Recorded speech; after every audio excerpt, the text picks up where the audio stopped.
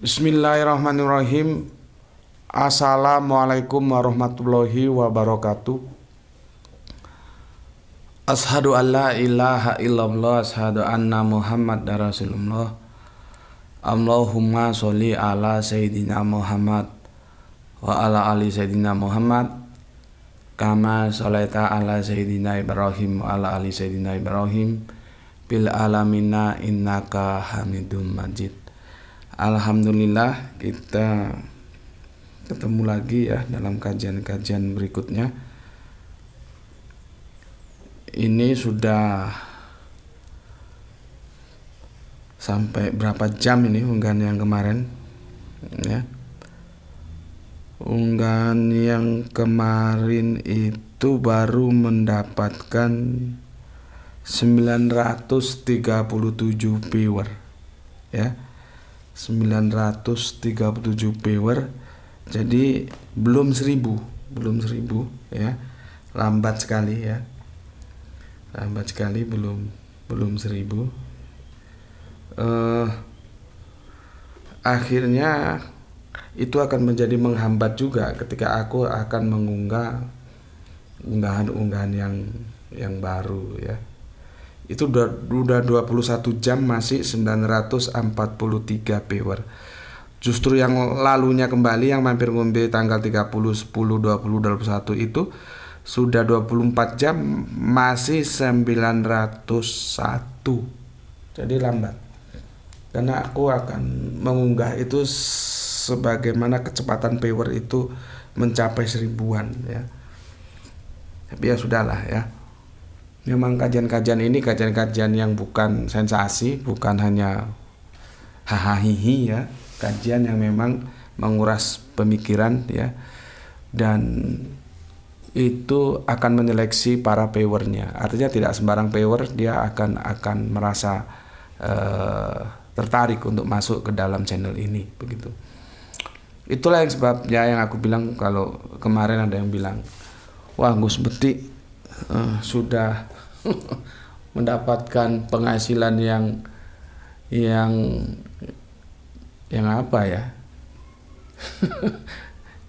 yang menghebohkan gitu ya. Ada yang bilang 1 bulan dapat 10 juta.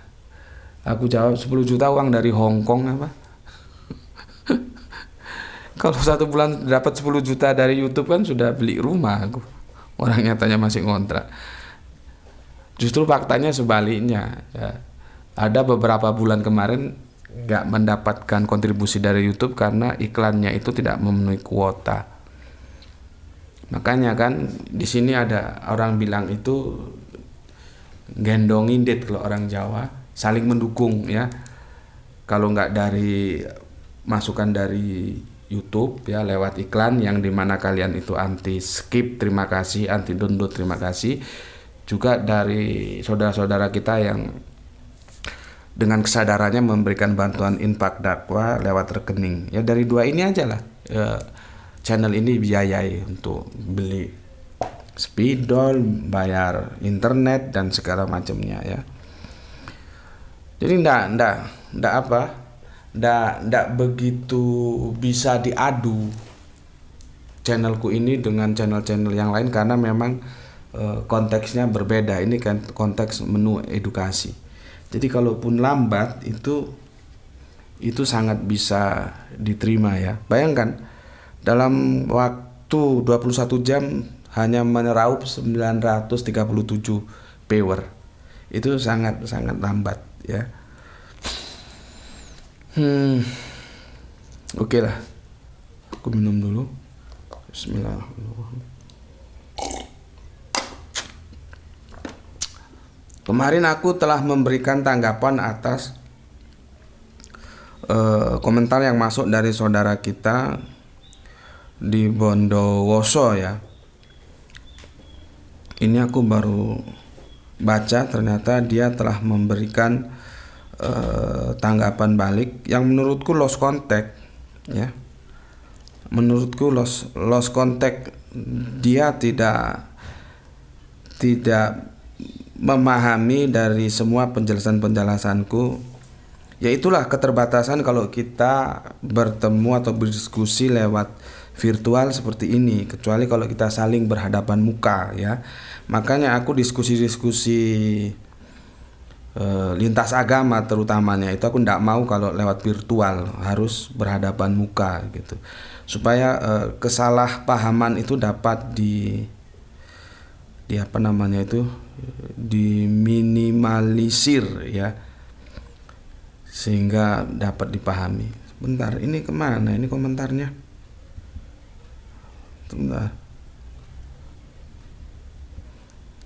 Tapi teman-teman bisa lihat jawabanku, khususnya untuk teman yang dari Bondowoso. Coba tanyakan kepada teman-teman yang lain yang sudah paham dengan jawaban-jawaban yang aku berikan ya. Karena nggak tepat kalau kamu bilang kapan, di mana mereka yang kafir sejak dari bayi menyatakan persaksiannya bahwa Allah adalah Rabbnya. Itu pertanyaan yang berarti kamu nggak paham terhadap apa yang aku jelaskan. Tapi aku sadar bahwa aku juga punya keterbatasan ya seperti itulah maksimal aku cara menjelaskan. Yang jelas persaksian itu ada di alam eksistensi, tidak ada persaksian dua kali yang seperti katamu pra eksistensi bersahadat, di alam eksistensi bersahadat. Tidak, karena itu akan melanggar surat An-Nahl yang kemarin, setiap bayi itu dilahirkan dalam keadaan tidak tahu apa-apa. Sebetulnya kalau kita setia terhadap ayat itu aja, pikiran-pikiran yang mengatakan di alam pra-eksistensi ada persaksian itu sudah runtuh gitu loh. Tapi sejauh mana kita akan taat terhadap Al-Quran, kan jadi masalah seperti itu. Karena dongeng-dongeng itu memang sudah masuk ke kerangka berpikir kalian-kalian. Jadi enggak bisa. Makanya aku kok pertanyaannya seperti ini, berarti dia nggak paham dong. Kapan, di mana mereka yang kafir sejak dari bayi menyatakan persaksiannya bahwa Allah adalah Rabbnya. Lah ngapain orang dia kafir kok menyaksikan Allah pada Rabbnya? Kecuali dia kalau sudah gede, otaknya sudah pernah bisa kerja, sudah akil balik, dia mau masuk Islam, dia bersaksi begitu. Jadi pertanyaan ini aja aku bisa lihat ini orang ini nggak paham juga sepertinya. Tapi ya sudahlah, aku punya keterbatasan untuk menjelaskan ya. Dan aku tidak hanya melayani satu orang ya, juga akan menjadi lost contact. Penjelasanku dalam video ini sebenarnya sangat cocok untuk menjelaskan surat Al-An'am 6130. Apa urusannya dengan surat Al-An'am? Surat Al-An'am 130 itu lebih gampang dipahami daripada surat Al-A'raf 172. Itu nggak usah perlu pemahaman yang terlalu jelimet, itu orang lebih mudah memahami 6130 itu. Tapi di Al-A'raf 172 itu sulit, karena apa? Terjemahan bahasa Indonesia yang produk depak aja itu sudah bermasalah. Bagaimana mengambil itu berbeda dengan mengeluarkan gitu loh. Jadi jangan terus dibawa ke 6130. 6130 itu lebih gampang dipahami. Ya. Jadi aneh ada pertanyaan, kapan, di mana mereka yang kafir sejak bayi menyatakan persaksiannya bahwa Allah adalah Rabbnya. Lah ngapain orang mereka sudah kafir kok mau bersaksi? Ya kalau dia mau masuk Islam baru bersaksi gitu loh. Karena aku sudah jelaskan, tauhid itu ditawarkan kepada publik ya. Nanti publik itu yang terbelah menjadi dua, mau menerima atau menolak. Yang menolak sudah biar, itu udah jelas. Yang menerima ini yang diambil kesaksiannya gitu loh. Sampai aku bayangkan, aku jelaskan jelimet bagaimana aku dulu jadi sales dagang. Sepatu itu tak tawarkan ke semua orang, mauku sih semua orang beli. Tapi kan tidak semua orang beli. Yang terjadi transaksi antara aku dan orang itu adalah orang yang mau beli. Begitu juga yang terjadi nanti transaksi, yaitu persahabatan, orang yang mau menerima konsep tauhid itu. Dan itu semuanya di alam eksistensi, nggak ada alam pra-eksistensi. Ya tapi ya sudahlah. Jadi aku bilang ke kanan, kamu bilang ke kiri. Ngapain dibawa-bawa 6130 itu lebih simpel pemahamannya. Jadi penyakit pertama di surat Al-A'raf 172 itu adalah terjemahan yang salah. Itu penyakit pertama. Sehingga orang udah percaya dongeng di alam rusana. Karena itu korpus deliktinya ketika kita menggunakan diksi mengeluarkan dan diksi mengambil itu sudah beda. Tempus deliktinya sudah beda. Lokus deliktinya juga otomatis beda gitu ya. Itu tanggapanku ya, dan aku tentunya kan tidak hanya menanggapi satu orang saja ya. Jadi aku aku kadang-kadang berpikir ya, dijelasin sejelas-jelasnya seperti itu masih nggak ngerti juga, terus harus dengan cara bagaimana ya. Oke, berikutnya untuk Mas yang di Kalijodo itu bagus Mas pertanyaan sampean ya. Mana tadi Mas yang di Kalijodo? Itu nanti akhir Mas. Setelah seri kedua baru jawaban sampean nanti aku jawab, dan aku memang akan ke sana. Tapi itu nanti di akhir ya. Dan faktanya sampai sekarang juga akhirnya yang kedua belum juga terselesaikan ya, karena ini ya aku harus menjelaskan pernik-perniknya yang lain untuk masuk yang kedua ya. Seperti ini nanti judul kajiannya adalah Aku Adalah Aku. Gus Beti adalah Gus Beti. Gus Beti bukan yang lain, dan Gus Beti nggak mau ngurus-ngurus yang lain, itu urusan orang lain. Urusan Gus Beti adalah urusan Gus Beti, urusan orang lain adalah urusan orang lain. Jadi kajian kita kali ini judulnya Aku Adalah Aku. Nih, ya. Ini seperti di kitab Keluaran 3:14. Ini kalau kita lihat di Perjanjian Lama itu ada di kitab Keluaran 3:14 ini. Keluaran 3:14 ya. Keluaran 3:14. Jadi Allah itu menjelaskan Aku adalah Aku gitu. Ya. Oke. Dari Kalijodo kan pertanyaannya gini, Assalamualaikum. Semoga kita semua selalu dalam lindungan Allah dan selalu diberikan kesehatan dan tetap semangat dalam menjalankan risalah Allah dan Rasul-Nya. Maaf Gus, saya mau tanya, apakah kita semua yang berketurunan dari Islam tanda kutip wajib diambil kesaksiannya? Dan bagaimanakah mekanismenya? Dan apakah ada kaitannya dengan pelaksanaan rukun Islam yang pertama? Sebab dalam materi ini banyak yang gagal paham. Iya memang banyak yang gagal paham ya. Seperti tadi, yang dari mana tadi itu ya. Sudah dijelaskan secara rinci tapi masih belum paham juga. Ya sudahlah, mungkin perlu waktu untuk memahaminya ya. Pemahaman mereka kebanyakan memahaminya sebagai syahadat ulang. Mohon pencerahannya Gus. Gitu. Oke. Ini nanti memang nanti ini menjadi ending dari kita, dari terjemahan kita ya. Dari kajian kita ya. Ya, ini ending. Jadi nanti aku jawab setelah seri 2 tamat Mas ya. Baru aku jawab yang ini. Nanti kalau aku lupa tolong tanyakan. Nah, masalahnya kita mau ke seri 2, kita terhalang dengan ini. Ini judul yang mau aku jelaskan sekarang, pertanyaan kalian. Terhalang lagi kecepatan power untuk memenuhi keinginanku 1000 power lah minimal. Gak usah banyak-banyak, 1000 power aja. Tapi nyatanya kan sulit. Gitu. Ya. Dan aku sekarang akan menjawab pertanyaan dari Prabu Mulih. Ya. Prabu Mulih. Untuk Mas Kalijodo begitu ya. Nanti di akhir setelah seri 2 aku jawab ya.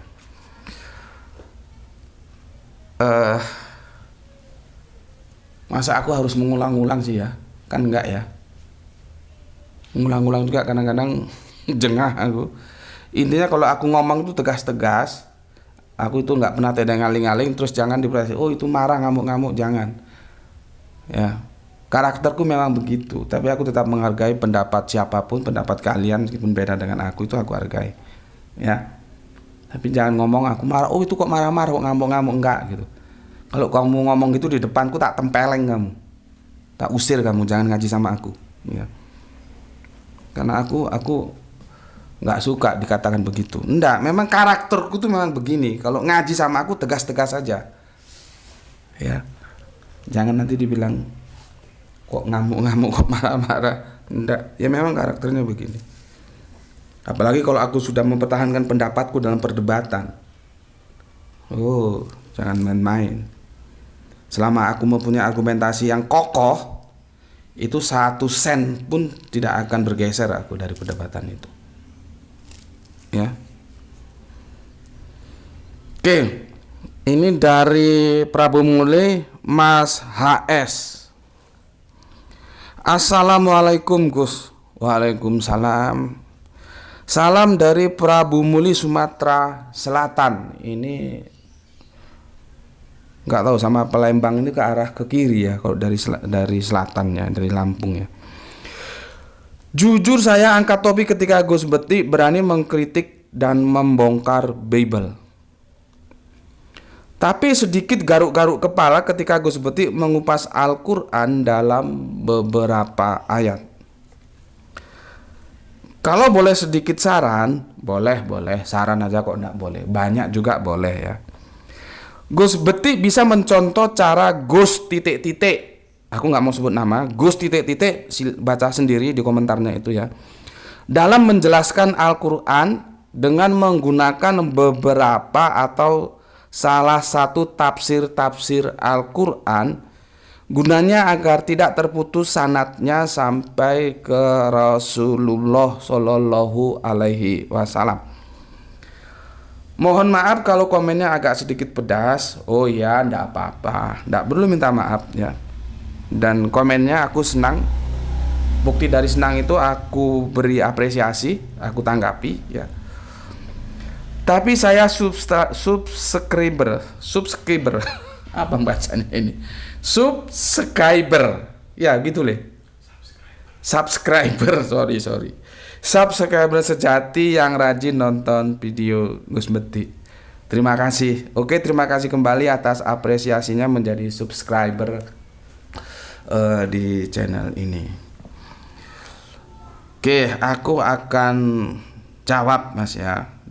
Aku nggak tahu ini. Aku panggil Mas, aku panggil Bapak. Karena aku tidak tahu usianya ya, seberapa sepuh, jadi seberapa rentang waktu di antara kita. Jadi aku panggil Mas aja lah ya. Mas yang ada di Prabu Muli. Aku akan jawab satu-satu. Jujur saya angkat topi ketika Gus Beti berani mengkritik dan membongkar Bible. Tapi sedikit garuk-garuk kepala ketika Gus Beti mengupas Al-Quran dalam beberapa ayat. Dari sini cara pandang Anda itu tidak dibenarkan secara akademis. Karena dalam dunia akademis yang kita kaji itu harus didudukkan di atas meja yang sama. Ya. Ketika aku membahas Bible Anda welcome, kenapa ketika aku membahas Al-Quran Anda tidak welcome? Itu artinya Anda secara akademis salah. Karena dalam kerangka berpikir akademis, semua yang kita kaji itu harus didudukkan di meja yang sama dan kita hakimi dengan cara yang sama. Kalau aku membedakan, aku melakukan pembedaan bagaimana aku mengkritik Bible dan bagaimana aku mengkritik terjemahan Al-Quran, itu secara akademis memalukan dan aku akan disalahkan oleh teman-teman Kristen. Tidak boleh, secara akademis begitu tidak boleh. Makanya jadwal perdebatanku sama rektor di Batam sana yang akhirnya gagal itu kan karena aku dalam rangka untuk membuktikan kepada Mas Rektor itu ya, yang akhirnya perdebatan itu gagal dan aku minta perdebatan itu di darat, jangan di virtual ya. Karena aku ingin membuktikan tuduhan-tuduhan yang mengatakan bahwa Islam itu tidak siap dikaji, didudukkan di atas meja diskusi, dibelah dengan pisau akademik yang sama. Aku akan mementahkan itu dengan mengatakan saya siap Pak Rektor. Ayo, kapan kita bertemu? Di darat. Bahkan pada saat itu aku mengajukan kalau bisa kita adakan di kampus Bapak. Gitu loh. Jadi salah satu sebab aku mau ya, kenapa aku bersedia diajak diskusi saat itu yang meskipun akhirnya gagal karena sudah menyalahi perjanjian. Perjanjian dulu di darat bukan di virtual. Ya. Salah satunya yaitu pertama tentu background akademis ya. Beliau seorang rektor dan dosen tentunya itu adrenalin logikaku terangsang lah untuk melayani orang-orang yang seperti itu. Kecuali yang kelas-kelas pinggir jalanan ya itu biar kalian aja udah cukup lah. Masa harus aku semua turun gunung ya. Kalau yang kelas-kelas coro itu kan yang kalian sudah bisa ngatasi gitu.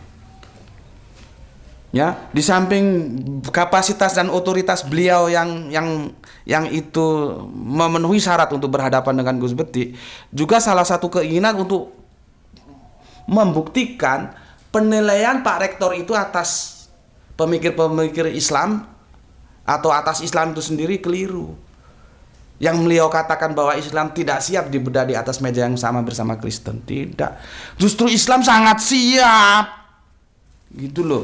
Sangat siap. Kebenaran itu harus berani diuji. Kalau kebenaran tidak berani diuji, ya sudah, jangan pasarkan agama itu, jangan didakwakan. Pakai aja sendiri. Nah, dalam kerangka berpikir akademis, kita tidak boleh menggunakan standar ganda. Anda sudah menggunakan standar ganda, itu masalahnya. Kalau aku, Gus Beti, menggunakan standar ganda, dia berbeda ketika mengkritik terjemahan Bible dan berbeda ketika mengkritik terjemahan Al-Quran. Apa jadinya aku bisa diserang habis-habisan oleh teman-teman Kristen? Nggak boleh begitu. Ya, nggak boleh. Jadi harus diperlakukan sama. Dan ini juga sebagai jawaban terhadap teman-teman Kristen, Gus Beti tidak menghujat, tidak. Apa untungnya menghujat? Gus Beti tidak menghina, tidak boleh, karena agama Gus Beti Islam itu memerintahkan untuk menghormati semua para nabi, termasuk Kanjeng Nabi Isa Yesus yang kalian anggap Tuhan dan dia bukan Tuhan. Dan saya mendudukkan yang sama antara Al-Quran terjemahan dan Bible juga terjemahan, sama-sama aku beri cara pandang, cara membedah, cara mengkritik yang sama.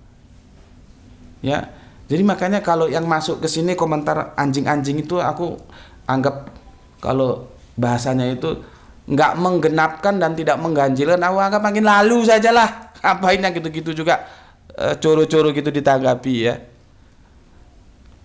Kecuali dengan etika bagus, bertanya dengan hormat, ya kita jawab.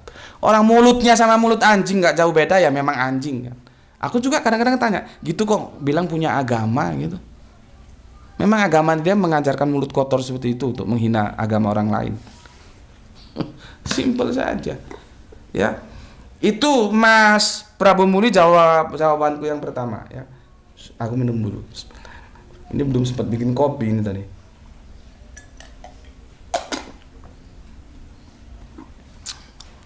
Berikutnya, jadi supaya sampean garuk-garuk kepalanya bisa berkurang.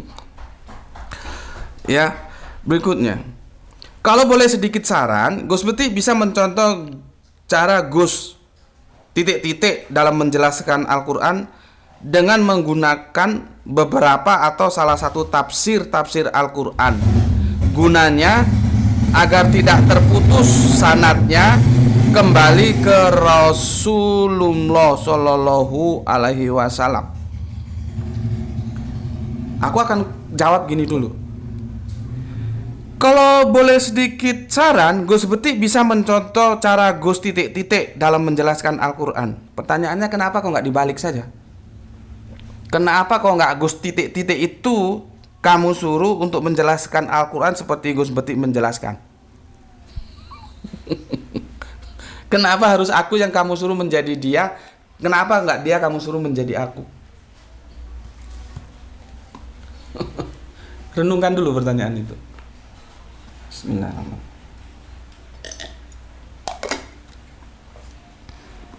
Ini dalam suatu cerita ya, guru Al-Quranku almarhum Gus Panani menjelaskan pada aku. Pada waktu mau perahlian suksesi dari suksesi Khalifah pertama itu kan Khalifah Abu Bakar ya, baru kemudian ke Umar ya, ke sahabat Umar kan. Itu sahabat Umar itu waktu ya katakanlah kalau sekarang PDKT, pendekatan ya. Pendekatan itu kan didatengin orang-orang ya yang menjadi panitia pemilihan, itulah gambarannya begitu. Salah satu syarat yang diajukan kepada Umar bahwa dalam pemerintahan berikutnya Umar harus mengikuti jejak Abu Bakar. Apakah sama Umar diterima? Tidak. Sama Umar ditolak. Apa kata Umar? Aku hanya mengikuti Al-Quran dan As-Sunnah.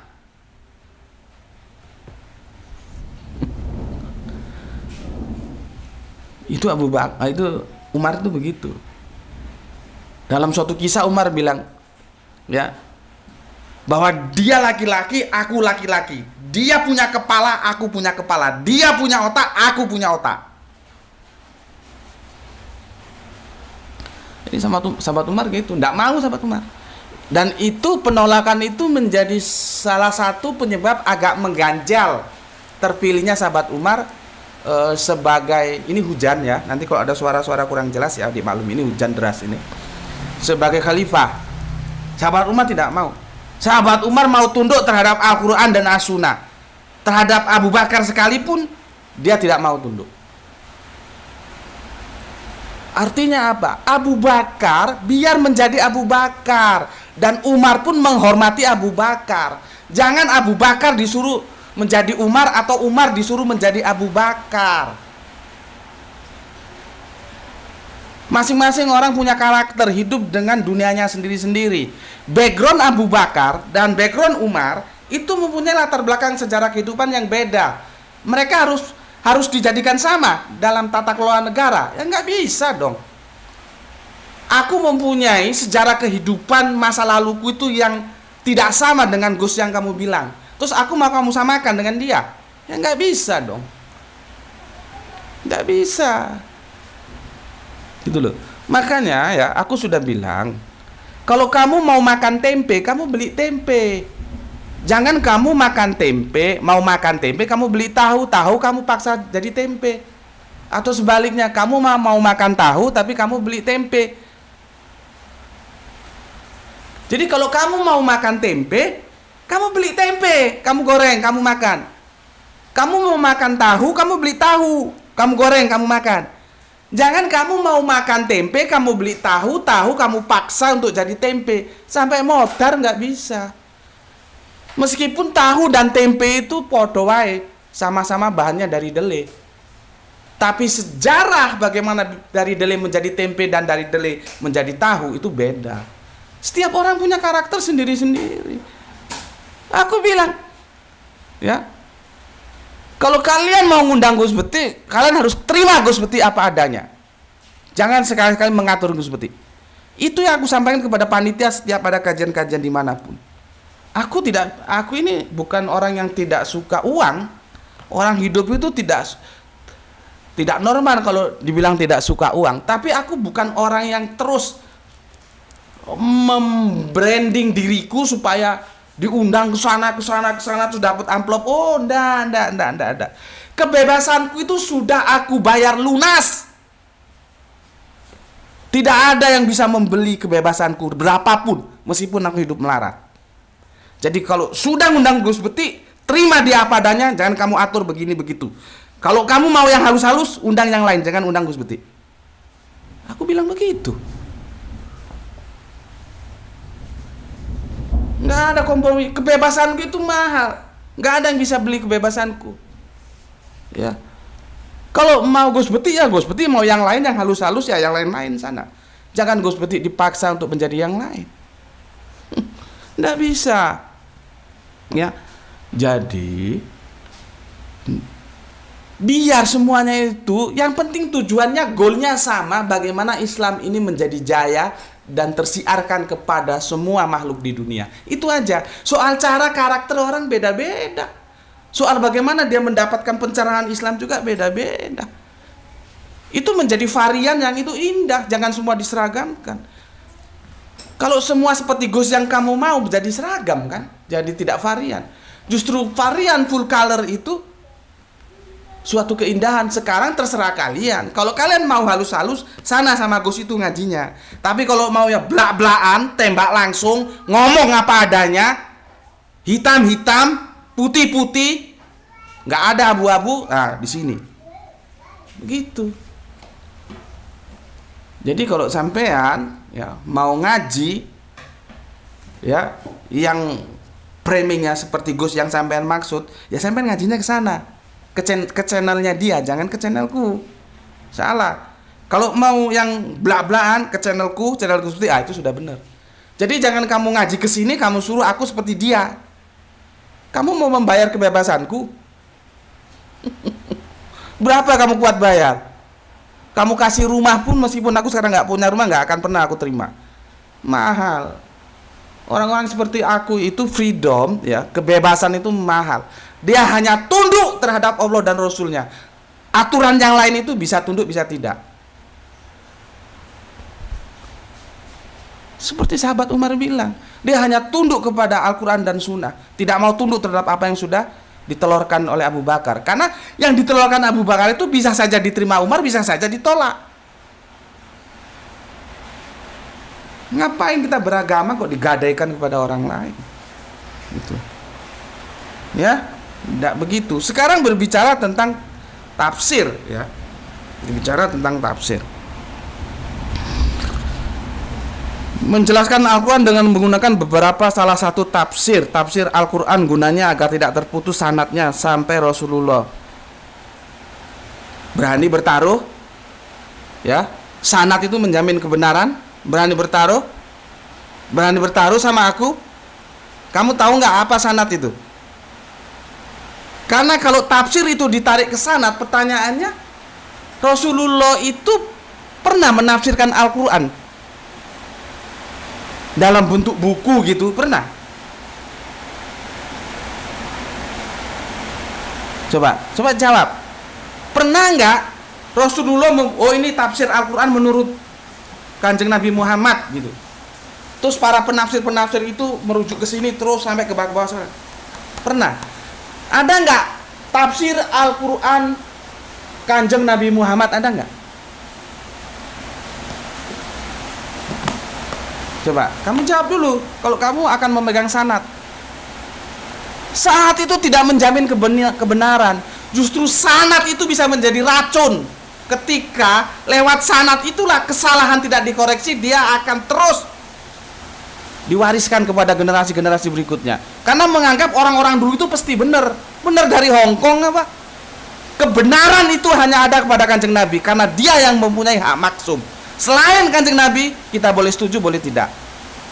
Nggak ada urusan. Mau ulama, apanya namanya itu? Apanya ini namanya, Le? Mau sorbannya setinggi gunung pun, mau jubahnya sebesar apapun, nggak ada urusan sama Gus Betul. Ada apa dengan dia? Karena aku nanti mati, aku yang bertanggung jawabkan kepada Allah, bukan dia. Urusan dia, urusanku. Nggak ada di sini. Aku sudah katakan, guru itu fungsinya hanya menyampaikan informasi. Jadi aku punya guru, aku nggak harus seperti guruku. Guruku itu hanya menyampaikan informasi. Aku punya otoritas, hak asasi untuk menentukan tentang informasi itu gimana. Sekarang kamu ngomong sanad. Sanad itu ada jaminan kebenaran. Kalau kita bilang tafsir harus bersanad, apa memang Kanjeng Nabi itu punya tafsir Al-Quran? Kan nggak punya. Ya, tidak punya tafsir Al-Quran. Lalu bagaimana Kanjeng Nabi itu menafsirkan Al-Quran? Pertanyaannya, kamu tafsir tahu nggak? Ini loh. Dan aku sudah bilang juga kemarin, sanadku itu tidak jelas. Aku ngaji sana, ngaji sini, ngaji situ. Ditanya sanadnya mana? Sanadnya dibuang, nggak sanad-sanatan gitu.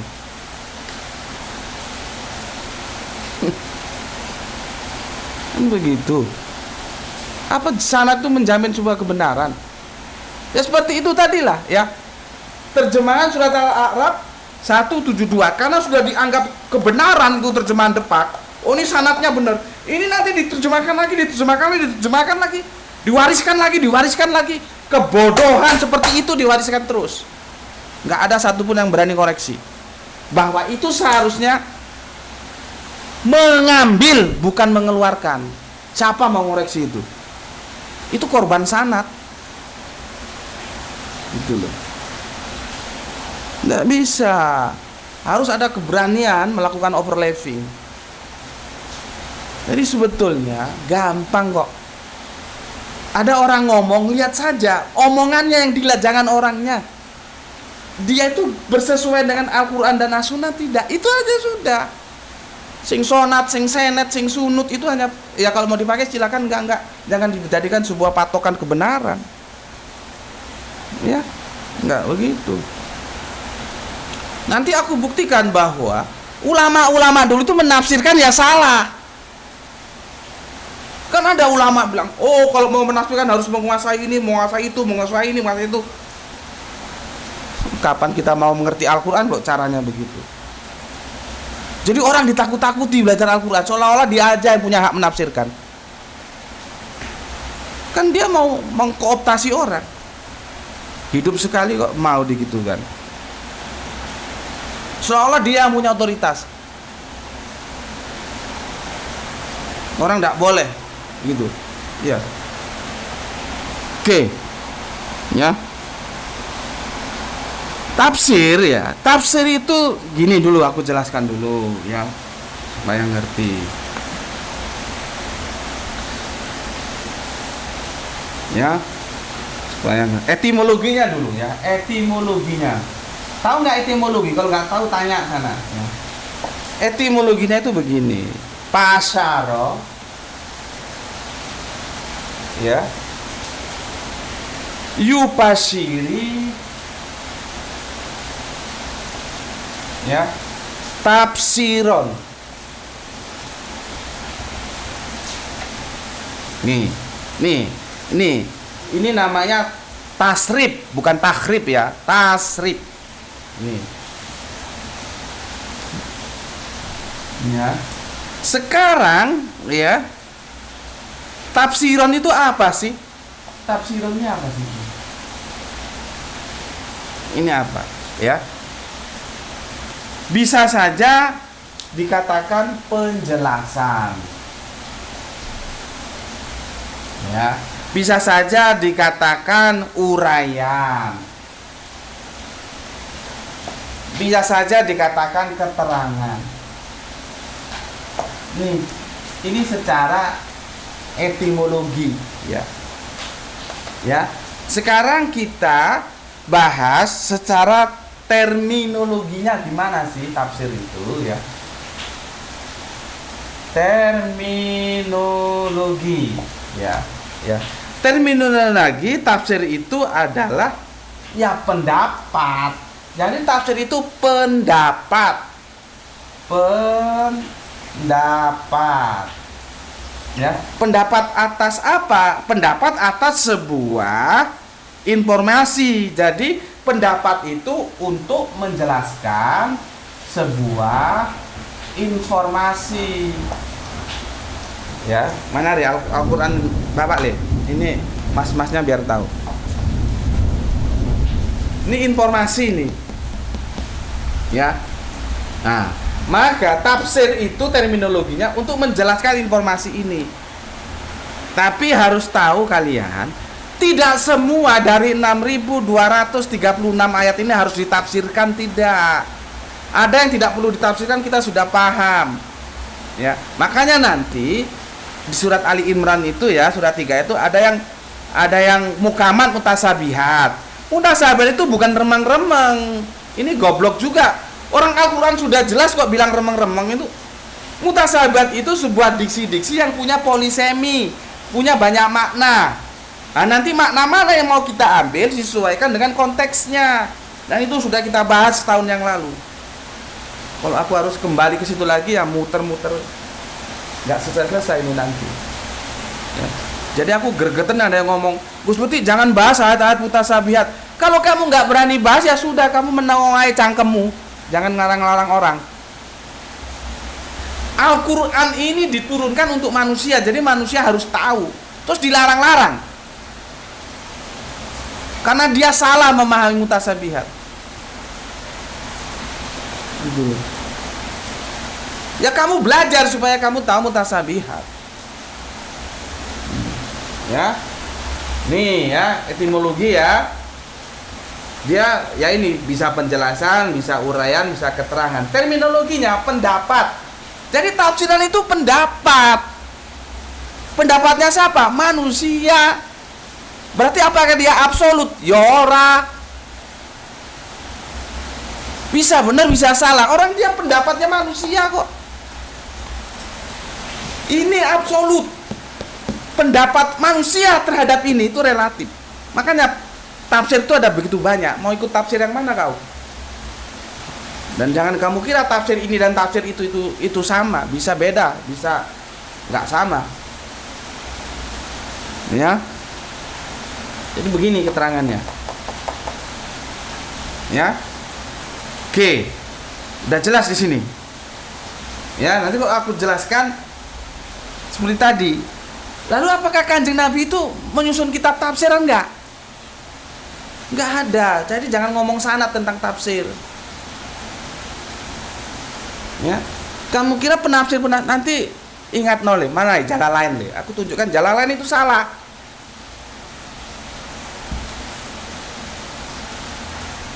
Ya, nanti kalau nggak taruh gini Bapak lupa nanti. Kamu kira penafsir itu seperti Nabi gitu, nggak punya salah? Nah kalau orang sudah terframing pada pendahulunya, padahal pendahulunya salah, berarti dia akan mewariskan kesalahan itu pada generasi berikutnya. Tidak ada uji kebenaran. Sama penerbit buku itu ya, seperti penerbit percetakan Al-Quran dan segala macamnya. Cuma kan kita bisa maklumi, perspektif mereka memang perspektif bisnis, bukan perspektif akademis. Jadi meskipun terjemahannya salah itu nggak peduli bagi mereka. Yang penting bisnis, artinya ada modal, ada keuntungan, habis perkara. Mau salah mau nggak kayak bukan urusan mereka. Makanya kalau kita lihat dari penerbit CPI ini, CPI itu, Al-Quran itu ya begitu-begitu saja. Karena itu memang kerangka berpikirnya itu bisnis, bukan akademis. Jadi mereka otaknya itu duit tok, tidak punya tanggung jawab. Ini terjemahannya benar atau salah ya? Ya kita maklumi namanya pengusaha kok. Pengusaha itu otaknya otak bisnis. Jangan dipaksa untuk menjadi otak akademis. Kalau kota akademis dia akan melihat terjemahannya ini bermasalah nggak, tafsirnya ini benar atau enggak. Karena otaknya bisnis, maka yang kesalahan itu diulangnya, dijual lagi, diulang lagi, dijual lagi, dapat untung habis perkara. Ya, ini tafsir, ya. Etimologinya itu ya seperti ini, penjelasan. Terminologinya pendapat, ya. Oke. Sekarang kalau sunnah, sunnah itu gimana? Kita lihat sini.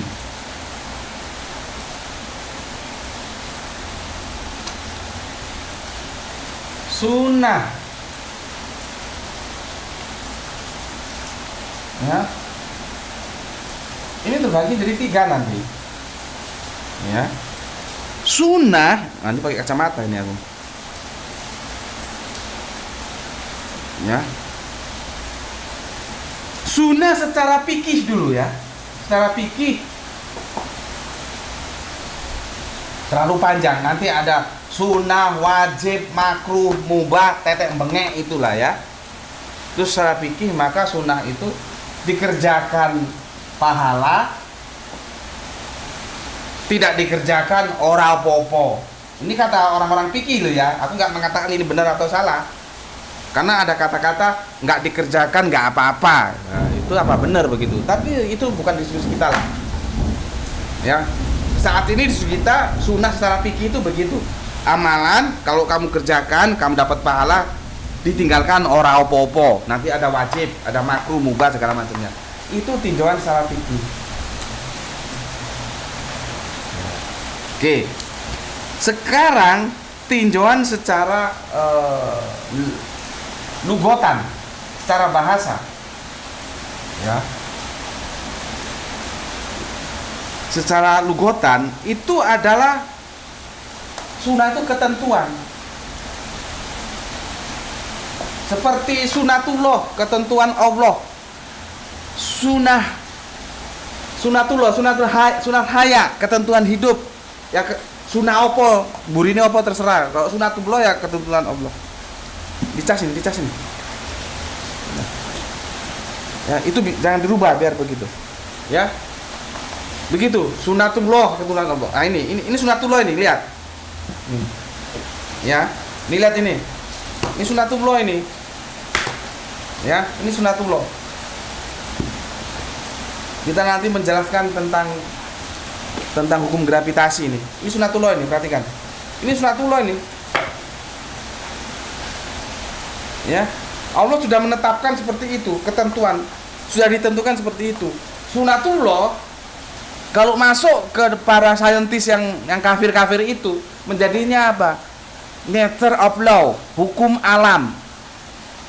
Kalau kita uber, iya alam itu yang punya siapa? Ngerti nggak mereka? Ya kan kembali ke Allah, makanya yang benar itu Islam, sunatullah, ketetapan Allah. Sebenarnya sudah ketetapan, ini ada hukum gravitasi. Ya, makanya nanti kita akan menjelaskan tentang diksi ciptaan. Ya, nanti aku akan menjelaskan tentang gravitasi yang ditemukan oleh Isaac Newton. Ya, ini ketetapan gravitasi ini. Itu ketentuan sunatullah. Ya, jadi sunat itu bisa ketentuan ya. Terus apa lagi ya? Ketentuan. Ya, ketentuan itulah ya. Nih. Nanti kalau ada diksi yang lain tambahkan silahkan. Sunnah itu bisa ketentuan. Ini. Terus berdasar hadis, ya, sunnah itu bisa apa kuwi? Qauliyah. Qauliyah, ucapan. Bisa fi'liyah, fi'il, perbuatan. Bisa sikap.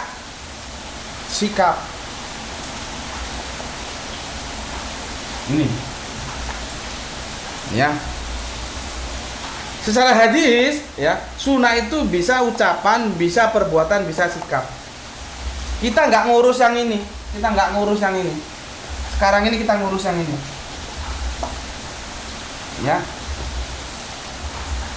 Kanjeng Nabi itu tidak pernah bikin buku tafsir. Tafsir Al-Quran menurut Kanjeng Nabi Muhammad tidak ada. Jadi jangan ngomong apa kuwi mau sanad. Kamu kira orang-orang dulu itu mesti benar?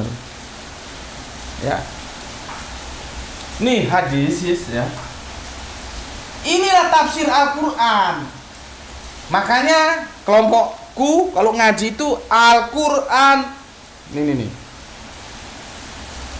Sini, nampak sini. Al-Quran menurut Sunnah Rasul. AMSR, Al-Quran menurut Sunnah Rasul. Artinya kita memahami Al-Quran itu berdasarkan bimbingan sunnahnya Kanjeng Nabi itu seperti apa. Itu loh. Bukan Al-Quran menurut sunnah ulama. Menurut Rasul itu seperti apa? Ulama itu hanya menyampaikan informasi saja ke kita. Gitu loh. Guru itu sebatas menyampaikan informasi ke kita. Yang tidak bisa dibantah itu Rasul ini loh.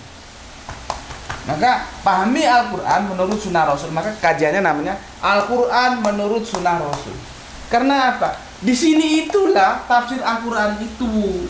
Jadi kalau ditanya tafsirnya Kanjeng Nabi Muhammad tentang Al-Quran itu di mana? Di sunnah. Bagaimana ucapannya, bagaimana perbuatannya, bagaimana sikapnya, ucapan, qaul. Misalkan ditanya, kalau saya Islam apa ya Rasulullah yang harus saya lakukan? Rasulullah berucap, khamsa sholawatin fil yaumil wal lailatin. Nah, itu ucapan. Terus perbuatan. Nah, Kanjeng Nabi kalau sholat itu gimana? Sekarang kan ada perdebatan sholat itu. Kalau sudah gini, ini gini atau gini? Karena ini sama-sama kembali. Kalau redaksional hadisnya kembali sudah apa jenenge iki? Ruku, ya terus kita kembali gini. Ini tangan itu kembali. Nah, ini beda pendapat orang. Kembali gini ini ya kembali. Ini gini ya kembali. Sayangnya kita tidak punya videonya Kanjeng Nabi sholat itu seperti apa. Kalau punya videonya kita setel, sudah habis perkara pertengkaran itu. Apa Kanjeng Nabi itu begini setelah ruku, atau begini, atau pernah begini, atau pernah begini? Artinya dua-duanya dipakai. Ya. Sikap itu contohnya begini, ada seseorang bertindak melakukan sesuatu, Kanjeng Nabi tidak komentar. Melarangnya tidak, menganjurkan juga tidak. Nah, itu sikap. Nah, di sini kita biasanya debatable-nya tinggi. Ya, di sini inilah tafsir Al-Qur'an. Makanya Kanjeng Nabi disebut Al-Qur'an yang hidup atau Al-Qur'an berjalan. Tapi jangan terus kamu terkontaminasi pemikiran Kristen. Firman itu telah ada firman menjadi manusia. Bukan begitu. Ya. Al-Qur'an berjalan, Al-Qur'an hidup, artinya dalam gerak langkah kehidupan Kanjeng Nabi itu adalah aktualisasi dari Al-Qur'an. Gitu. Ya. Langsung le. Nggak puno nggak ada waktu nih. Tadi nggak tahu berapa jam kita mulai. Giganya sudah berapa? Nggak bisa dilihat. Ya wes. Ini jelas ya. Nih. Sekarang aku mau 50 menit. Nah, sekarang aku mau tunjukkan. Apa kalian kira penafsir-penafsir itu terus pasti benar gitu? Ya. Jangan kamu kira aku nggak baca tafsir. Ini tafsir nih. Nih ya, tafsir. Orang itu kalau sudah di pondok megang tafsir Jalalain, orang sudah tahu kelas dia dari mana. Ini tafsir ini. Mana le satu ini 2 jilid ini Bapak beli. Ini beli nih, nggak minta.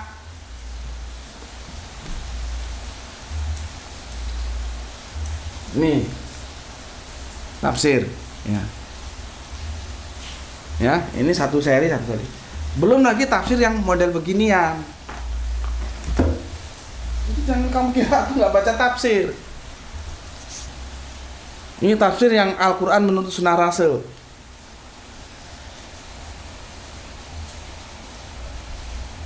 Ya, ini ada 4 jilid ini.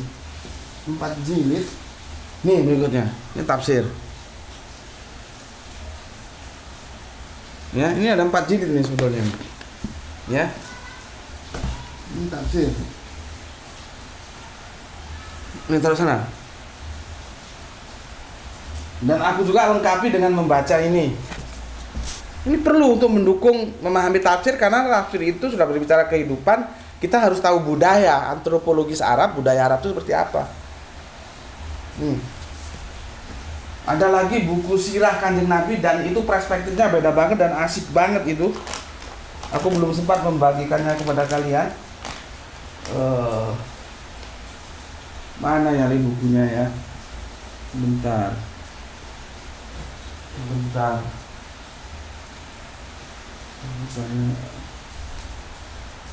Nah, sudahlah, nggak ketemu, ditumpuk-tumpukan ya.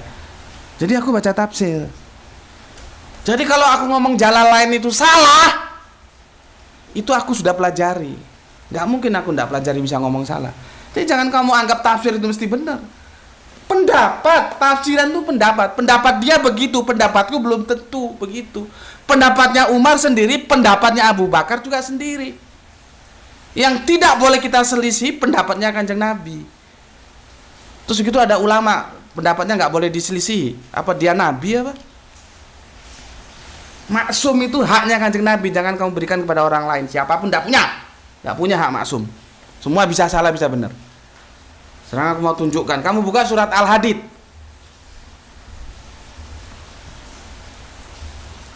Ya, kamu buka surat Al-Hadid.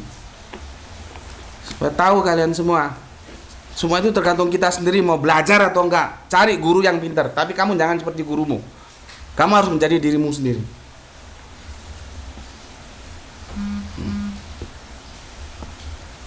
Tuh. Kira itu. Panggil masmu. Nih ya. Surat Al-Hadid, sebentar aku persiapkan. Itu yang itu, Le. Ya. Kamu di sini aja. Sini, di sini aja, jangan kemana-mana. Bapak masih perlu. Bapak bilang di sini, di sini. Bapak repot ngambil sana-sananya. Aku bacakan, baca kamu surat Al-Hadid, ya. Bismillahirrahmanirrahim. Sesungguhnya kami telah mengutus rasul-rasul kami dengan bukti-bukti yang nyata. Al-Hadid 25, ya. Bukti-bukti yang nyata. Dan kami turunkan, ya. Kami turunkan, kalimatnya apa? Wa anzalna. Kami turunkan wa anzalna, ya. Bersama mereka kitab dan neraca, ya. Udahlah, terjemahannya biar begitu aja, nanti yang kita bidik aja, yang kita diskusikan. Nanti neraca dianggap timbangan turun dari langit, kan jadi kacau, ya. Agar manusia dapat berlaku adil. Nah, lanjutnya ini yang jadi masalah. Wa anzalna, dan kami menciptakan. Coba, kami menciptakan, ini anjalna, blok goblok, bukan holakna. Kenapa anjalna kok bisa diterjemahkan menciptakan?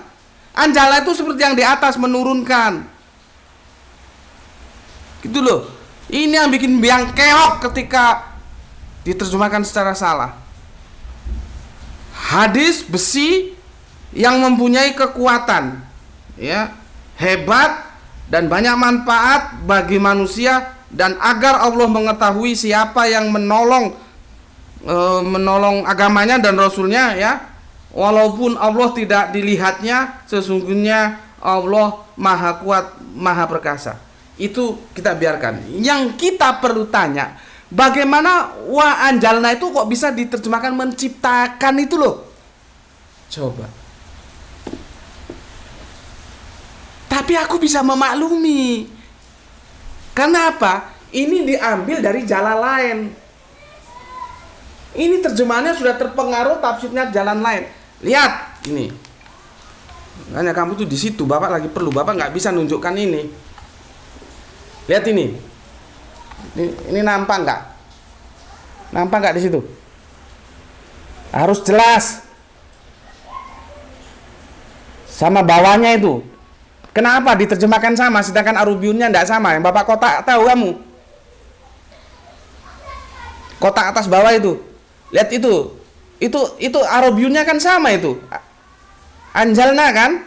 Bukan holakna kan? Kenapa yang atas diterjemahkan turun, yang bawah diterjemahkan diciptakan? Ayo jawab.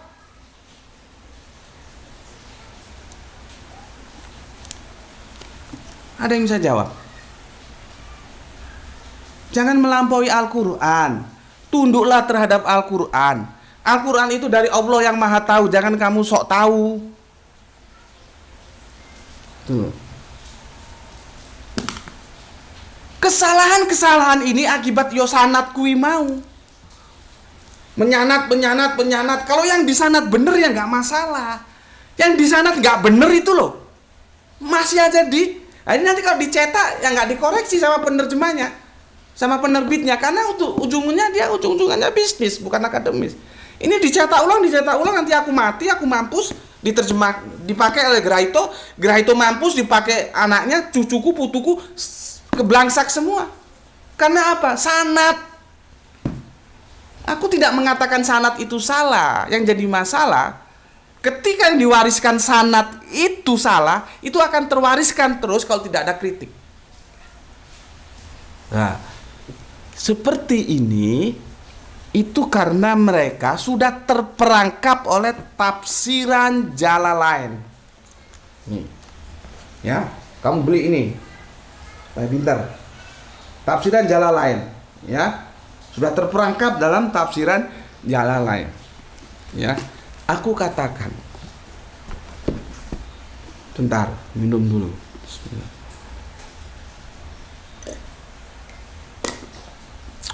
Kamu kalau Bapak belum selesai di sini saja, ya, karena Bapak kesana kesininya repot ngambil buku-buku. Kalau nanti sudah selesai kamu mau kemana terserah.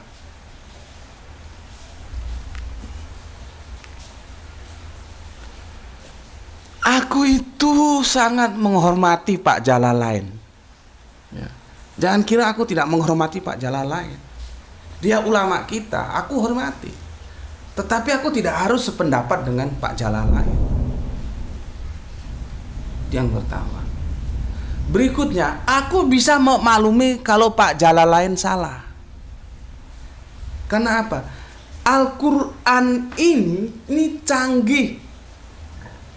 Ya, semua problem kehidupan ini meskipun tidak tentunya, karena ini bukan buku sains. Ya, tetapi hal-hal sains juga diinformasikan di sini seperti besi. Itu ya. Pak Jalalain baca Al-Quran, dia terperangah. Kok besi kok diturunkan dari mana? Pak Jalalain nggak mau bilang diturunkan, ya. Dia melampaui Al-Quran. Coba kalau Pak Jalalain tunduk terhadap Al-Quran, besi itu diturunkan, bukan diciptakan. Teksnya itu anjalna, bukan holakna. Coba, karena Pak Jalalain terperangah. Oh, besi beratnya segitu masa diturunkan? Jadi kalau Pak Jalalain salah, itu sangat manusiawi karena dia tidak menguasai saintis. Coba kalau yang menerjemahkan saintis bagaimana Big Bang itu terjadi karena ada ledakan meteor-meteor di angkasa sana dan pecahannya itu jatuh ke bumi dan itulah cikal bakal yang menjadi biji besi. Dia akan sujud bagaimana Allah itu maha benar. Jadi jangan dilawan. Allah bilang diturunkan, diganti diciptakan. Itu loh, ya. Jadi jalan lain salah. Tapi bagaimanapun, ya, kita harus hormati beliau. Karena kalau diambil persennya, berapa persen sih yang salah? Paling nggak ada 1%-nya kan. Sementara jasa beliau menyusun tafsir ini juga nggak gampang. Jadi harus kita hormati. Tapi ketika beliau salah, kita harus mengatakan you are wrong, kamu salah. Dan kita harus berani membenarkan. Gitu. Jadi aku mengedukasi kalian di sini, ya. Pertama, dalam pertarungan akademis itu terjadi egaliter. Tidak ada ewu-kewu, salah, benar. Ya. Yang kedua, kita harus saling hormat bila terjadi perbedaan. Seperti ini. Aku hormati dan aku tetap mengapresiasi. Kalau nggak mengapresiasi, ngapain aku beli ini? Ngapain aku simpan? Mending aku buang saja. Karena aku berpikir, Pak Jalalain itu manusia dan dia bisa salah. Dan dia salah. Tapi kan salahnya itu kalau dibanding benernya, banyak benernya. Gitu loh, kerangka berpikirnya begitu. Jangan terus membabi buta. Jadi aku mengajak kalian untuk menghormati ulama-ulama kita, tetapi tetap memberikan kritik. Itu yang aku mau. Ya. Karena aku sudah berkali-kali bilang, sahabat Ali mengatakan, lihat apa yang diomongkan, jangan lihat apa yang ngomong. Siapa yang ngomong. Tapi kan moralitas, mentalitas kita tidak bisa seperti itu.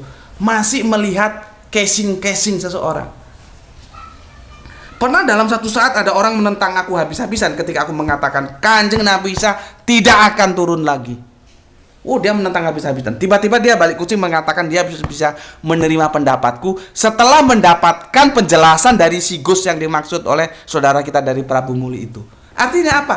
Dia untuk menerima pendapat itu perlu melihat sosok yang dia bisa terima secara tampilan, secara sosial gitu. Lah kalau aku memang sudah bilang dari dulu, aku ini prejengannya nggak laku dijual. Aku nggak pernah terus seperti dianggap seperti ulama pakai gitu. Nggak. Ya aku begini nih. Tapi kalau soal otak jangan main-main sama aku. Mau tak bikin jungkel. Gitu. Dan aku tidak pernah memantaskan diriku biar dianggap ustadz terus diundang ke sana-sana dapat amplop. Nggak. Aku nggak pernah jual ilmu. Nggak. Makanya Mas, ya. Sebagai penutup, aku sudah jelaskan seperti itu. Silahkan, ya. Aku juga sangat menghormati Gus yang sampean bilang, ya. Aku juga ya karena waktu aja aku nggak pernah lihat kajiannya. Kalau dulu sering, ya, karena kesibukan. Biar Gus itu menjadi Gus itu, biar Gus Betik menjadi Gus Betik. Jangan Gus Betik dipaksa menjadi Gus itu atau Gus itu seperti itu. Enggak, jadi enggak warna. Kalau full color gini kan indah sudah. Ya, sudah indah ya. Jadi kalau sampean ingin ngaji kajiannya framingnya seperti Gus yang sampean maksud itu, ya sampean ke sana. Jangan ke channel ini. Kalau sampean ke channel ini, sampean harus menerima apapun adanya tentang Gus Bekti. Jangan dibentuk-bentuk ya. Tidak bisa. Gus Bekti kebebasannya tidak bisa dibeli dengan uang, berapapun banyak uang. Ya. Kalau aku memilih bisa menjual kemerdekaanku, aku sudah kemas diriku supaya tampilannya itu, oh kok dilihat ini ulama, oh ini bisa diundang sana sini. Aku tidak seperti itu. Aku sudah bilang, kalau Islam itu diukur dari pakaian, maka aku tidak ada di sana. Tapi kalau Islam itu diukur bagaimana dia mencintai Kanjeng Nabi dan Allah, maka aku ada di sana. Udah jelas. Jadi casing nggak laku bagi aku. Dan aku siap dikatain orang apa, sudah siap, itu resiko yang harus aku terima. Nggak ada masalah. Ya. Itu pesan dari aku, meskipun tanggapanku berapi-api, ya itulah karena karakter aku berbicara seperti itu, apalagi sudah berbicara tentang kebenaran. Tapi sesuatu yang harus Mas pahami dan semua pahami, aku ingin supaya kita itu beragama secara rasional sehingga kita bisa menemukan kebenaran. Kalaupun terjadi perbedaan pemahaman di antara kita, aku saling bisa mengerti untuk kita saling memahami ya. Seperti itu, semoga tidak ada kesalahpahaman di antara kita, kok begini oh begitu, enggak. Gus Bekti memang begini dan kamu kalau mau begitu ya terserah kamu begitu ya. Sehingga dengan demikian, dengan saling memahami, kita bisa mengerti gitu loh ya.